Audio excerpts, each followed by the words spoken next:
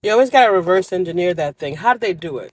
How did they break our systems down? How did they attack our basic cultural defenses and things that we already had in place that were actually helping us move forward? One in particular was my grandmother and all the elders and all the aunties. They would always say, "Don't be out here being fast. Don't be being fresh.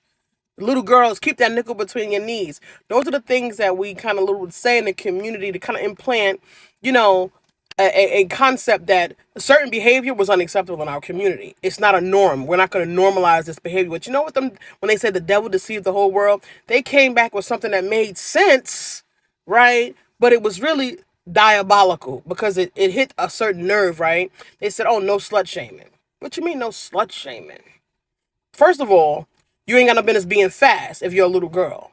Fast means engaging in behaviors that are reckless and that you're not aware of the full repercussions of your actions. That's number one. So that's a smart thing to do for a young person. Two, if you're an adult woman and you're of a mature age, in certain spaces and places, they believe that you're supposed to save yourself to marriage.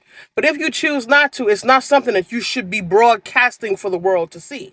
Because it's about class, it's about etiquette, it's about optics in our community. Because we know that repetitive behavior, in Bandura's learning theory, like we model behind each other. So we don't want to normalize reckless behavior and uncouth behavior in our community. Oh, women have appetites too, and blah, blah, hypersexualizing so that they can move you into having an irrational impulse, right? And thinking that you're entitled to that somehow. But it all made sense on the concept of women's lib, etc. But you know what? They broke down the things that we already had in place that were helping us in our community.